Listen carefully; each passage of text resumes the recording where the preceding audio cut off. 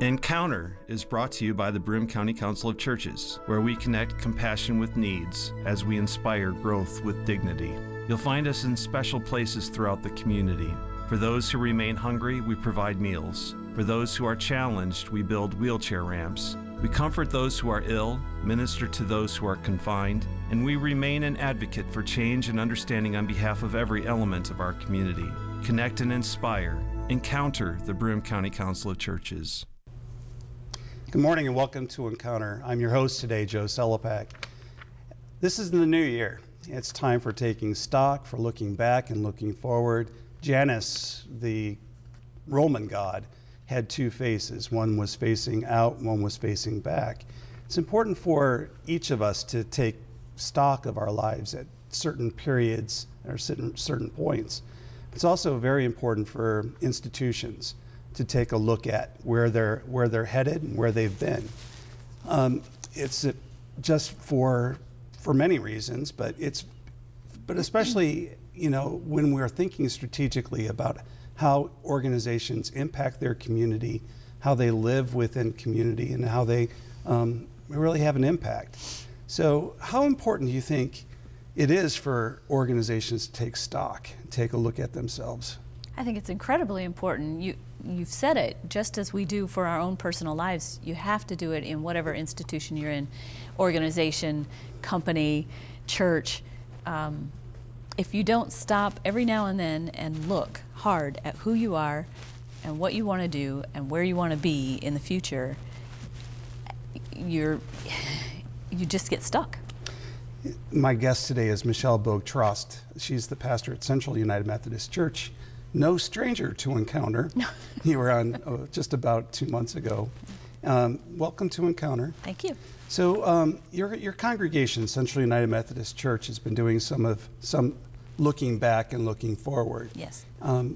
Tell us a little bit about what's been going on there. When I was appointed there by our bishop 4.5 years ago, one of the stated concerns, one of the stated goals was that I would help them create a vision. And that was it. Right. Help us to create a vision. That's a big, that's a loaded no term, pressure. isn't it? Yeah. Well, a vision for what? For how long? For, so we began the conversations exactly at where we're at. Who are we now? Where have we come from? There's a lot of storytelling and a lot of memory that has to happen, Right. Especially for a new pastor coming in. You don't even know the history or the stories or even any of the people really at that point, right? No, because I'm even from a different former Methodist conference. Well, you're from Albany originally? Or? Right, I'm from the former Troy Annual Conference. Right. So I came to what's the former Wyoming Conference that didn't know anybody. Right. So there was a lot of conversation, question, who are we? Where have we come from? And more importantly, where do we want to be? What do we want to look like? How do we want to exist in the next 1 year, 5 year, 10 years? What does that look like, and how do we make that happen? Now, was this a facilitated conversation or was something that you led? That was something I led. Okay.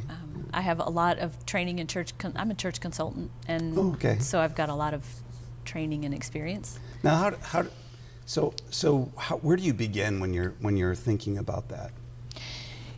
You begin with relationship. Right. Nothing, no change can happen, no taking stock can happen unless there's some trust. And so really it's relationship building and getting to know folks and getting to know who they are and where they are as they are. And so the first part of that process really was getting to know you and building those relationships and building trust. So 4.5 years ago when you came into the situation and you were building that trust, how long did it take for you to get to the point where you felt like you had something to work with? Oh, we had something to work with immediately. Central is a very vibrant congregation, very well-established, very strong laity, very strong sense of purpose and mission. Right. So there was a lot to work with. Nothing was broken. It was the call for a vision was really out of an understanding from a knowledgeable base of people that we really need to look at the future. Right. So we had a lot to work with from the beginning, and we were able to continue ministries and keep things going. And there was nothing to fix. So it took some time to build the trust and to learn each other's language. Mm-hmm. You know, what did I mean by vision? What do they mean by vision? What do we mean when we're talking about the neighborhood and the community and the world? What do we mean when we're talking about what church is and what church is supposed to be? Learning each other's language is a huge part of that. So that, 6 months to a year of that, and talking at the same time about what does vision mean for this congregation? What do you see happening in our future? What do you see are places where we need to grow or change, or not? Were there any foundational stories that they would talk about as far as things that happened in their past that are impacting perhaps how they're approaching this? Absolutely. Central has always been very mission and service oriented. Mm-hmm. They have a free clothing center, for example, that's Right. been going for 50 years. Right. A free dinner every Thursday night that's been going for 20 some odd years. No, we can't figure out how long, but 27 or 28 years. So service and mission have always been part of their DNA. Also social action. In the 60s, they developed an integrated camp at Sky Lake. Oh, right. And fostered a camp that people of all races could be part of. And this is the 60s we're talking about. Right. So that Lukens-Jackson camp legacy is huge, and a huge part of their understanding of who they are. Going farther back, the legend is, I don't know if it's true, I don't know, but the legend is that the church was built by EJ workers Mm-hmm. without Johnson money. Oh, wow. So if you think about that, there's a sense of sort of plucky, we can do it ourselves, we can make things happen. If we've got the vision and we've got the dream, we can make things happen. Well, as long as the story is alive and people are telling it. Right. It's a factor. It's it a has factor. Power. It's something that comes out. It doesn't really matter if it happened or not. It's just the way that. Exactly. So with all of that, I mean, part of that storytelling and getting to know you is knowing all those pieces, right? Knowing also about this area, knowing that Binghamton was a stop sort of on the westward trail, and knowing that this is a place where some people decided not to go and some people decided to go. And so that sort of change and piece of the history of the area, there's DNA we carry from the area around us. And so listening to those stories and sort of piecing together those details and learning how DNA, even from 100 years ago, affects who we are now, it carries. And how important were their faith commitments? It's one thing to talk about the westward migration or the settlement in the area or Mm-hmm. things like that. But what were some of the faith stories that were shared? I think folks at Central were very aware of being one of a multitude of Methodist churches. Broome Right. County has something like 40-something. It's amazing how many. United Methodist churches, and they're not the result of EUB churches merging with Methodist churches. That's a whole piece of history, but they're not like former EUB churches. They're all Methodist churches. So there's a Right. very strong Methodist identity in Broome County, and the Methodist identity of personal piety and social holiness knit together, I think is huge. Even if people can't articulate it, it's in that way. It's a big piece of who we are as Methodists in this area. Well, that was what Wesley said. There is no personal holiness without social holiness. Exactly. So you have to have the two wed together. You do. And it seems that in your own congregational history that it's kind of been a part of the DNA. I think it has. And so what great bones to work with. I mean, this congregation in particular has great stories and great foundational pieces to work with. And so as you've been thinking about what your future looks like after you've rehearsed a lot of this stuff in the past, what are some of the conversations that are going around the future? Well, we had to stop for a bit and look at the present. Mm-hmm. What do things look like now? What does it look like now with sort of the IBM aftermath? Right. Which is still very profoundly near the surface. Well, it must have been it must have impacted your congregation hugely. It did. We had a large number of people who were either relocated or terminated and relocated themselves. So there was that. But there's still that feeling around the IBM departure. And name it what you like. Right. I've heard all the names for it. So, so there's that. There's the aftermath of 200-year floods. Right. Within 5 years, one of which affected the building we're in. How badly was it affected? Not badly as most. We flooded, the basement flooded. Right. With groundwater, not river water. So the recovery, there was recovery to do, but it was not devastating. Right. So what do we do in a community that has sort of sheer numbers of job loss, plus this sense of flood after flood and the sort of hopelessness that is in this air, in this area around that?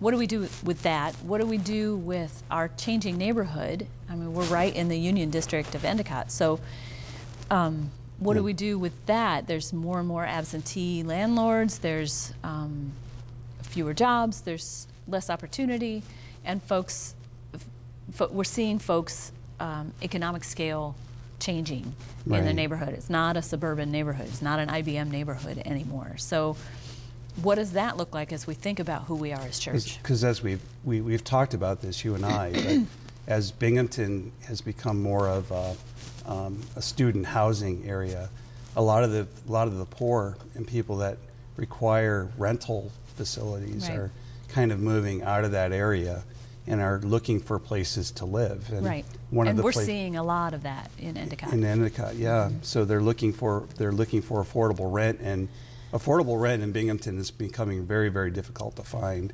And so Endicott is becoming a place where people are going. Right. So how has that impacted the life of the church then? We've begun in our mission and outreach conversations to talk about how do we take into account the changing face of the neighborhood, the changing nature of the neighborhood. Folks who may not have been part of church before, or who have just relocated here, haven't found a church, may not want to, may not know how to. How do we do that? How do we care for the neighborhood? Mm-hmm. Do we need to look at mission opportunities beyond our dinner and our clothing set? Right.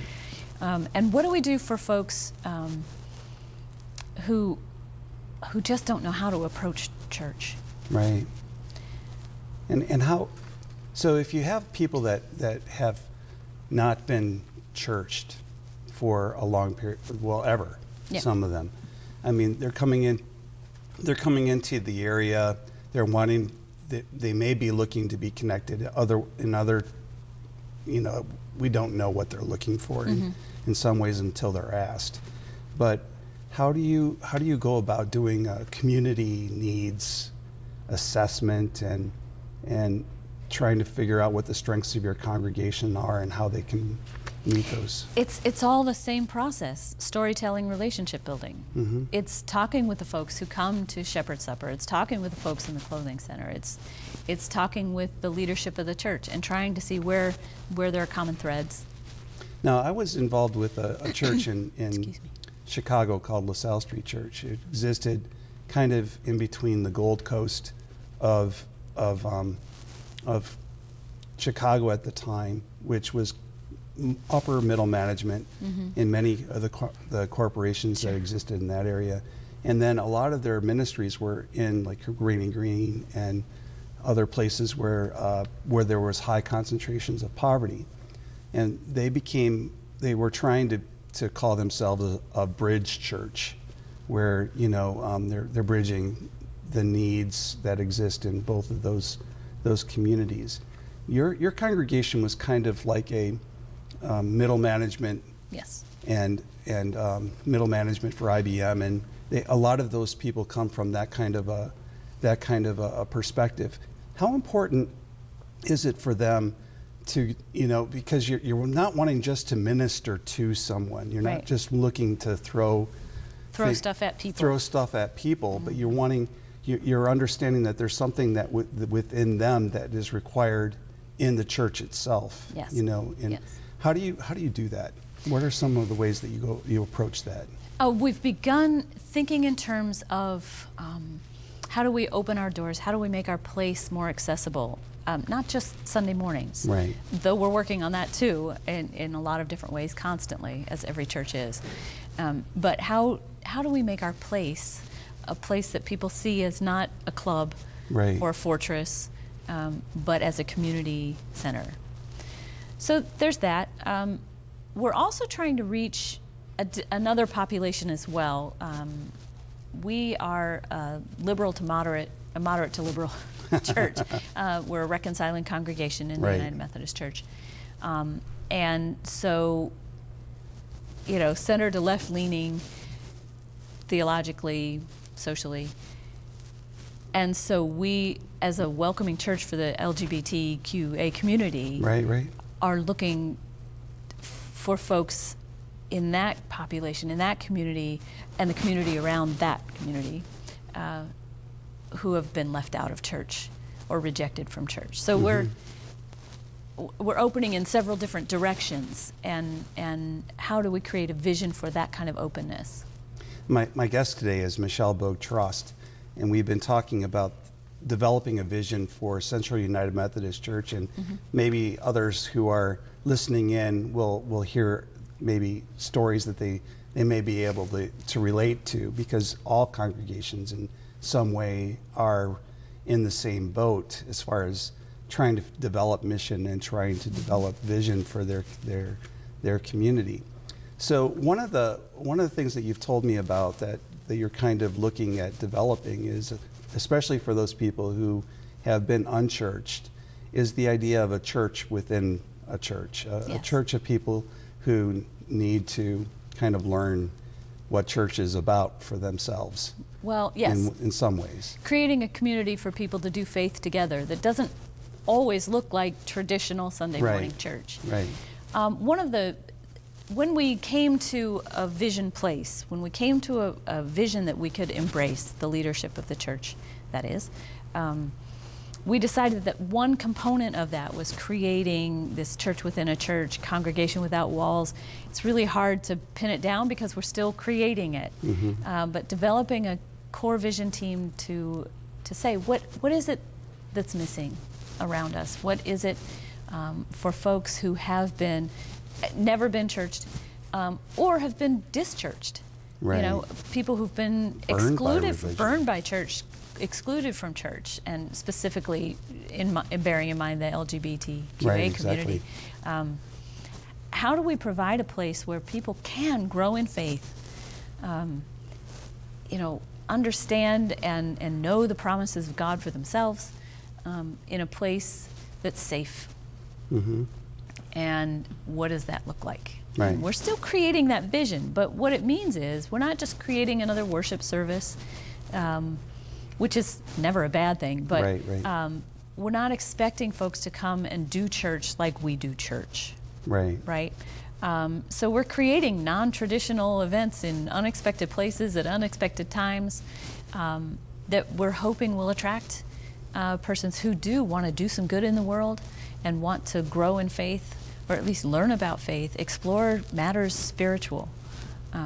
How can we create places and times for people to do that safely, and maybe do some good in the world, and maybe become more interested? So what would one of those, just thinking theoretically, I mean, what would it look like? What would go on?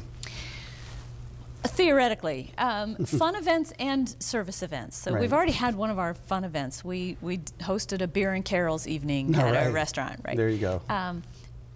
Service events, though, would be like creating a meetup, creating an event, Facebook, whatever, to show up on a Saturday and clean up a park, or to show up on a Saturday at a laundromat with a bunch of quarters and do laundry, help people do laundry.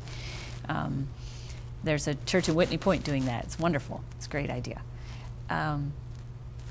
Creating opportunities for people to have a one-time event, no pressure, no hype, to do some good, make the world a little bit better for one day's worth of work or one afternoon's worth of work, and in the process, talk about why we're doing that. Talk about the ways that God calls us to shepherd other people or to shepherd creation or whatever. We're still developing those. We've created a staff position, a person who would create those opportunities for us. That would also tie into the mission mindedness of the existing congregation. Now, I'll throw out an idea for you. Yeah. One of the places I love to walk is the IBM Glen. It's up on it's run by the Waterman Conservation Society, and they have a little place that's right there in the middle of a field, where they have it set it up with benches, and it looks like it's made for a congregation, but it's in the middle of nature. Yeah. It would be a great place for a congregation like this to go and to talk about the importance of creation care and stewardship of the earth, and and then be able to take a walk and maybe pick up some trash or do some good for the area that would kind of lead toward a deeper appreciation for the environment. But these are interesting conversations for a church to be in, because often congregations tend to focus on their building, right? Yes. And for something like this to happen, they have to begin thinking differently. And what is the big difference, do you think? Because we're not ignoring the traditional congregation. This vision plan really creates sort of two expressions of Central. Right now we're calling them Central 1.0 and Central 2.0 because we don't have any better names. And that's the handles we're hanging them on. But Central 1.0 is still a thriving, vibrant, traditional church that we want to grow and keep growing and keep vibrant past the lifespan of its current members. And so we're doing things. We are upgrading the building. We are doing some really neat and innovative things with social media and signage and things like that.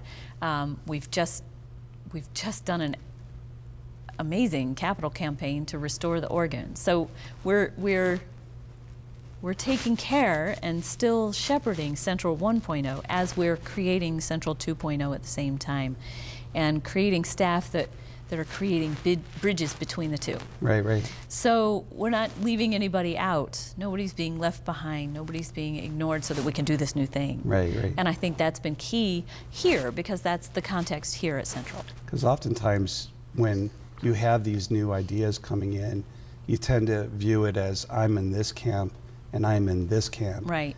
Instead of it being about us and about who we are as a body of Christian believers who are together in this boat, this mix that we know of as like this mess, I guess, that we know of. Well, and we're hoping that these mission, service, event opportunities, we're creating those as bridges between 1.0 and 2.0, since that is a foundational DNA piece of the church. Right. And the stories that will emerge from that will be pretty profound. I mean, when you have, so for us, when we talk about building a wheelchair ramp, for instance, and I know that Central has been involved in several of those wheelchair ramps that we've been building, we view them as being a bridge between the person who's in the house and the people who are coming there to help. And the stories that emerge from that are pretty profound. They are. And we're waiting with great excitement to see what those stories are. I mean, we just voted on this vision in May. Oh, right. So this is new, and we are still feeling our way through it. We have a vision team for each expression of Central that's extremely excited, both of them. And so we're creating it, and it's all with a profound sense of wonder at the ways that God has been part of this process and has inspired the work we're doing. Some things that have come together that can only be described as God-led, and it really has been incredible process of getting to this point, and the way things have lined up and fallen into place, and it's exciting and breathtaking all at the same time. It's got to be a fun place to lead. It is. It really is. The laity and the leadership at Central are phenomenal. They're wonderful people, and they have a heart for God and for mission and serving the community, and they actually are willing to take some risks. Now, I'm friends with a number of your congregation on Facebook, and I can tell you that they brag about you all the time.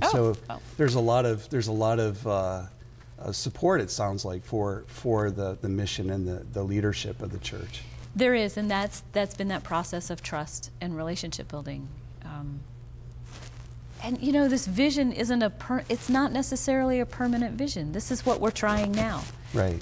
And what we learn from it will teach us how to go from there. Well, it seems like that would be something that IBMers would gravitate toward, because, I mean, they would walk in through the sign, and the sign would say, think, right? Right. So you're kind of telling them, be playful at church just as you were playful at work. Right.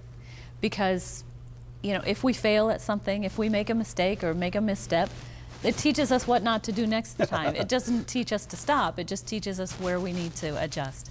And so I think the leadership of the church is looking at it that way. Right. Sure, we'll try this and see where it leads us. Because God's been in it so far, and none of us think God is going to just drop us. God will never drop you. No. And So that is it's exciting great stuff. Well, Michelle, it was great to have you on Encounter again. Thanks for having me. Well, and it's always good to have a conversation with a fellow minister about things that they've been thinking about. And for all of you, I hope that you have a great Sunday and a great January as you look forward and as you look back. Have a great day.